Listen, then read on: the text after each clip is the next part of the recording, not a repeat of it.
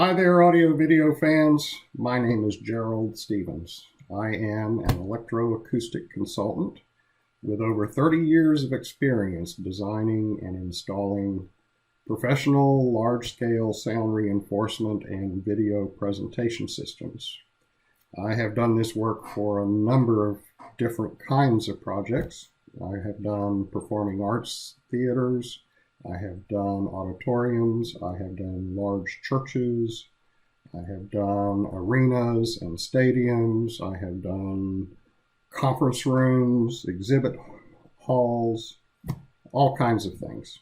One example over my shoulder here, the Burj Khalifa, which is the world's tallest building as of today in Dubai. Spent 2.5 years in that building inspecting work done by the integrators and designing systems as they added more rooms. So I've been around the block a few times. So why am I doing this video?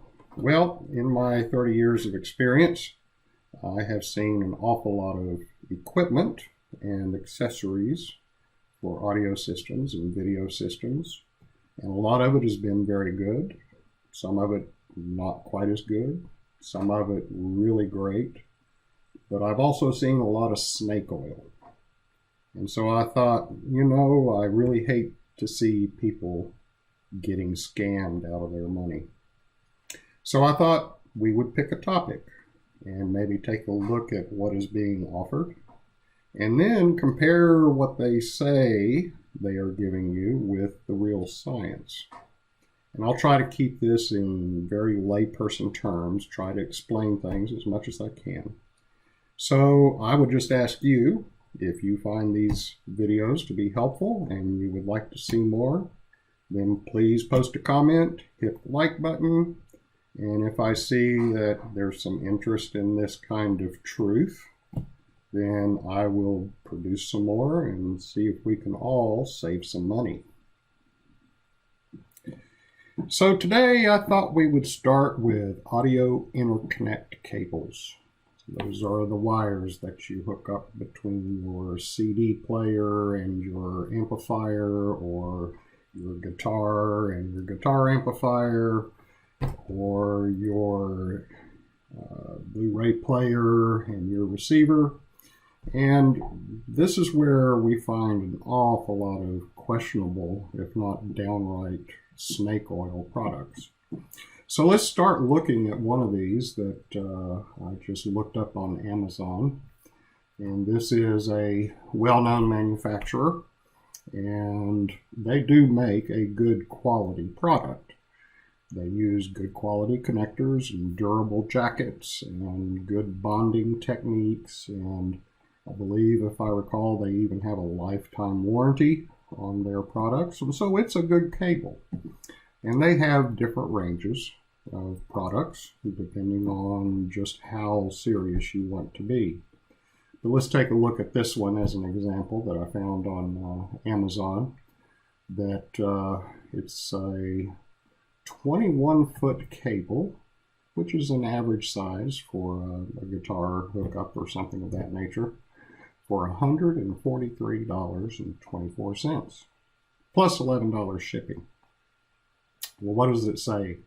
Well, it's got 24 karat gold contacts. Now that's actually a very good feature because gold doesn't corrode. So it should make it last pretty much a lifetime. And it's dual angled connectors in this particular case, which is very good if you're plugging into a guitar and you don't want to have a lot of strain at the connector with the cable dangling down. And then here they say time correct windings. Well, that's an interesting thing there. So let's take a look at what that is. So if we go over here, and I think I have it right here, what is time correct technology? Now this company says, here's what we're doing. We are compensating for something called velocity propagation. Now, that's a couple of big words. What does that mean? Well, they're saying it's also known as the skin effect. In other words, an analog audio signal passing through a copper cable succumbs to the laws of physics, in which bass frequencies, the boom, the stuff that you feel in your gut, the bass guitar, the kick drum, tend to gravitate towards the center of a copper cable. But then higher frequencies tend to travel along the exterior or outer portion of the wire. And the higher mid-bass frequencies create a magnetic field in the center of the cable and impedes those lower frequencies. So what they're saying here is this impedance causes the lower frequencies to arrive at their destination, i.e. the other end of the cable, later than the high frequencies get there. So is this true? Well, let's take a look at it. Right here, this is one of the world's most highly regarded manufacturers of cable in the world. And they have every kind of cable you can think of for the audio, video, RF, broadcast, networking industries. They make it all, and they are very well regarded worldwide. They're a little more expensive than some of the others, but not overly so, in my opinion. These are cables that I put in my specs for my systems that I design, but they're all good quality cables. So they wrote this white paper by a gentleman named Steve Layman here. And he says that, let's kind of skip through here, but here's a good one. Here's a quote from an article that he read about installing cabling in a recording studio, where someone says that studio wiring is typically time-consuming, complex, blah, blah, blah. Analog cables are susceptible to RFI, which is radio frequency interference, and EMI, electromagnetic interference, which is true, and grounding issues. But even the cleanest installations cannot avoid cable capacitance or skin effect associated with long cable runs that deteriorate signal performance. So this is interesting. He comes in and he says, all right, let's see what this is. Now, if you're talking about DC, in other words, hooking up a battery, and you've got a positive side and a negative side, and voltage is only flowing in one direction, then that current or that voltage uses the entire conductor to get there from one end to the other. But for audio frequencies, now here's where things get interesting. I have a very good friend, his name is Pat Brown, and he is one of the most highly regarded educators in the professional audio industry. And he's a man who I have learned an awful lot from, done several of his seminars. But he says that the answer to most questions in audio is it depends. In this case, it depends on what frequencies we're talking about. Now, if you're talking about audio frequencies, then you're talking about frequencies that range from 20 hertz, which is the lowest note or bass frequency that you can really hear. Anything below that is just something you feel. It isn't an actual thing that you hear in terms of music. Up to 20,000 hertz or 20 kilohertz, which is the absolute highest that a human is able to hear. And usually that's a human that shortly after birth that can hear 20 kilohertz. As you get older, you start losing that range of hearing that you're actually able to hear. So for many people, especially people my age, it might be 12 or 14 kilohertz. But this is the very highest of highs. This is where the very tinkling cymbals are way up high in that frequency range. So this really is all we are concerned with. How does it affect audio? And in audio, that means 20 hertz to 20 kilohertz Anything beyond that, either way, really is not that important to us. So here he's got this chart, and he's saying that if you use a cable that is a 24 gauge, now that's a real tiny little wire, all right, very, very small. It's 0.024 inches in diameter, and that uses 100% of that cable is used at 20 kilohertz. So think about that. That's not 20 hertz. That is 20 kilohertz.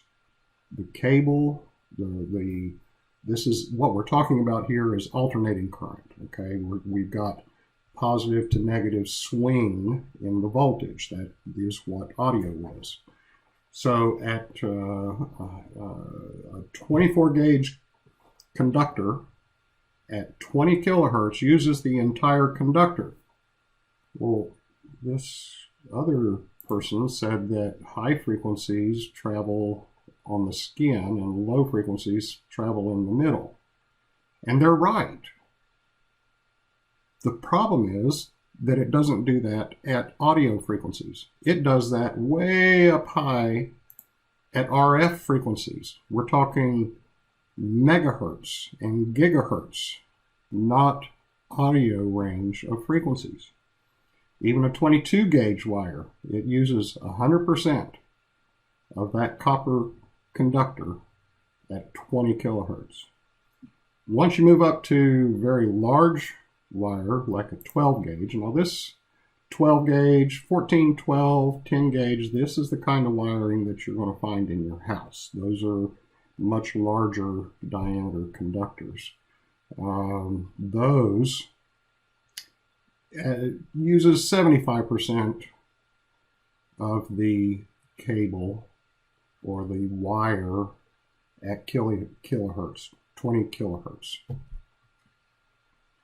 So we don't use 12 gauge wire for interconnects between our CD player or our Blu-ray player and our receiver, or between our guitar and our guitar amplifier, or between our microphone and the mixing console.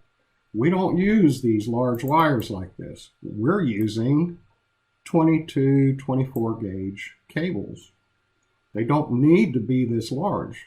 Now, we use these for loudspeaker cables, but we don't need it to do line level and microphone level interconnections. So what about the velocity part? The part where this manufacturer said that, what was it, bass arrives after the high frequencies get to the other end of the cable. And so that difference in time that they arrive kind of smears the sound. It doesn't give you the absolute best detail and quality of sound. Well, I did a little research and found a paper that was published by a man named Jim Brown, a peer of mine, also a consultant, but he had a special interest in radio, RF. He built radio transmitters. He was a ham operator. He designed and built these elaborate antenna systems for radio frequency reception and transmission. And of course, part of that is the cable itself. So he really studied deep into characteristics of copper conductors. So he published this paper, and you can find this online. And I want to show you something here. Get my highlighter. He gets real deep here. If you want to dig in and do this math yourself, then you certainly can. But there's this chart here and a couple of statements that he makes that I think are absolutely critical in looking at this manufacturer's claims. And this one right here, this figure 2, the velocity of propagation of typical cable at audio frequencies. Okay. First of all, he's going from 1 hertz to a million hertz. So from 1 hertz to a megahertz. AM radio is 800 and some megahertz, or excuse me, kilohertz and higher. FM is in the megahertz range, and then there are other bands above that. But here's audio. We're at 20 hertz, which is this line right here, up to 20 kilohertz, which is this line here. And it transitions the speed at which this voltage travels in a cable. It is very low at low frequency, and it is very high at high frequency. So the manufacturer is telling us the truth. The transition happens through the audio range. But I want you to look at the scale. Right here it says velocity is meters per second. Meter is 3.28 feet, a little over a yard. So how many yards does the voltage travel from one end of a cable to the other? And in 1 second. And now look at this range. This is 1 million, 10 million, 100 million, a trillion. Is that a trillion right up here? Feet or meters or yards per second. Now this is pretty interesting, because when you think about it, and he summarizes this pretty clearly here. The lowest frequencies take 50 times longer to get to the other end of the cable than high frequencies, all right? But these effects are too small to notice in a theater where cables are rarely more than 500 feet long. Now, I don't know about you. In my home theater, the distance or the cable length between my CD player and my receiver is about 6 feet. So we're talking nanoseconds, or whatever smaller unit of time it is, difference between the arrival time of the bass and the high frequencies. Even in a large arena, a giant concert sound system, when you go to see your favorite artist live, chances are they're on digital snakes now, so it doesn't matter. But even if they're still on analog, that snake, that cable between the stage and the mixing position out in the audience is usually like 150 feet at the most, maybe 200. And he's saying right here, this effect has it's too small to notice if it's less than 500 feet long.